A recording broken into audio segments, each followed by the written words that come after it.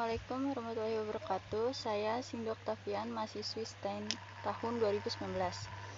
Di sini saya ingin menjelaskan materi ilmu alamiah dasar tentang asal mula kehidupan di bumi.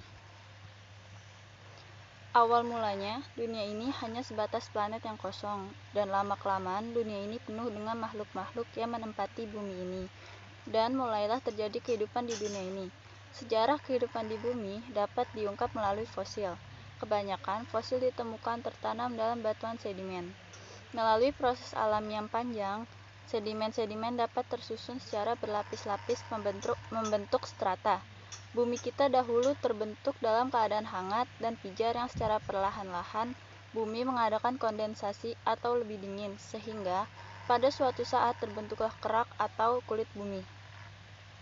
Bagian yang berbentuk cair membentuk samudra atau hidrosfer, sedangkan bagian yang berbentuk gas disebut atmosfer dan yang berbentuk padat disebut litosfer. Ciri-ciri sebuah benda hidup atau makhluk hidup ialah 1. Melakukan pertukaran zat atau metabolisme, yakni adanya zat yang masuk dan keluar. 2. Tumbuh atau bertambah besar karena pertambahan dari dalam dan bergerak. 3. Melakukan reproduksi atau berkembang. 4. Memiliki irabilitas atau kepekaan terhadap rangsangan dan memberikan reaksi terhadap rangsangan itu. 5. Memiliki kemampuan mengadakan adaptasi terhadap lingkungan. Berikut ini beberapa hipotesis atau teori tentang dari mana asal kehidupan di bumi. 1. Yaitu hidup dari Tuhan. Lalu ada juga teori asal-usul kehidupan di bumi. 1. Teori kosmozoa. 2. Teori Pfleger. 3. Teori Moore. 4. Teori Allen. 4. Teori transenden. Di bawah ini ada beberapa zaman asal mula kehidupan di bumi ini. 1. Era Arkea atau Arkean, yaitu sekitar 4.600 sampai 2.500 juta tahun yang lalu. Zaman ini merupakan proses evolusi biokimiawi menghasilkan sel pertama dan mikroorganisme pertama. 2. Era Proterozoikum atau Proterozoik, yaitu sekitar 2.500 sampai 544 juta tahun yang lalu. Zaman ini merupakan proses sel prokarya menghasilkan bakteri, penghasil oksigen, dan juga proses sel eukaryote menghasilkan protista, profita, protozoa, hewan overtebrata. 3. Era Paleozoikum atau Paleozoik, yaitu sekitar 544 sampai 250 juta tahun yang lalu. Zaman ini muncul hewan-hewan bertulang belakang arthropoda, vertebrata. 4.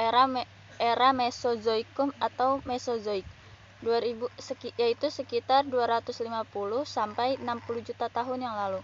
Zaman ini muncul hewan-hewan dinosaurus kecil, lalu besar, dan juga pada zaman ini hewan dinosaurus punah. 5. Era Cenozoikum atau Cenozoik, yaitu sekitar 65 juta tahun yang lalu. Zaman ini muncul mamalia kecil dan mamalia besar.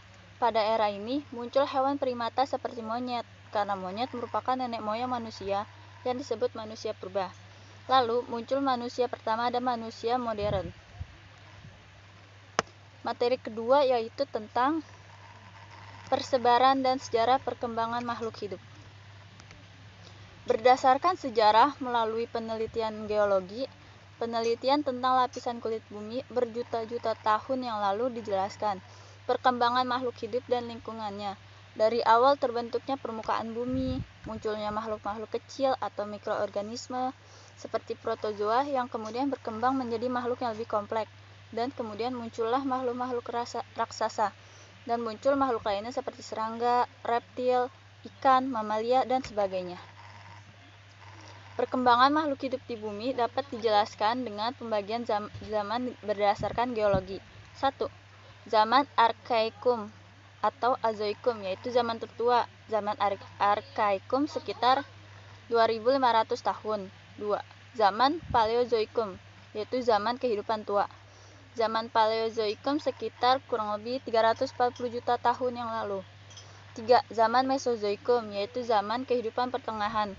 Zaman Mesozoikum sekitar kurang lebih 140 juta tahun yang lalu. 4. Zaman Neozoikum atau Caenozoikum yaitu sekitar kurang lebih 60 juta tahun. Zaman Tersier merupakan zaman ketiga.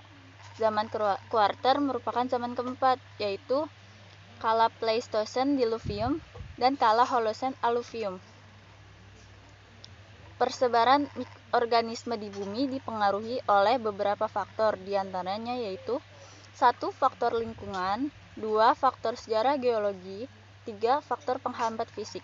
Sedangkan persebaran tumbuhan dan hewan dipengaruhi oleh garis lintang bumi atau latitude yang menunjukkan terdapatnya 4 wilayah iklim di bumi, yaitu tropis, subtropis, dingin, dan kutub. Perbedaan iklim tersebut, selain jenis tanahnya, akan memberikan perbedaan jenis tumbuhan yang hidup di sana karena faktor adaptasi dengan lingkungan. Dengan ketinggian lahan dari permukaan laut sampai ke puncak gunung yang paling tinggi atau altitude, juga menunjukkan perbedaan iklim yang mirip, yang menyebabkan pada dataran rendah sampai ke dataran tinggi yang didiami oleh tumbuhan yang berbeda-beda. Pada persebaran hewan lebih ditentukan oleh letak atau wilayah geografis, yaitu zoogeografis. Di bumi, daerah persebaran hewan zoogeografi dibedakan menjadi 6 lokasi berdasarkan persamaan fauna, yaitu 1. Palearktik, yaitu meliputi Asia sebelah utara Himalaya, Eropa, dan Afrika, dan gurun Sahara di sebelah utara. 2. Nearktik, yaitu Amerika Utara. 3. Neotropis atau neotropikal, yaitu Amerika Selatan bagian tengah. 4. Oriental, meliputi Asia dan Himalaya bagian selatan. 5. Ethiopia atau Ethiopian, yaitu Afrika. Dan 6. Australia atau Australian, meliputi Australia dan pulau-pulau sekitarnya. Sekian, terima kasih.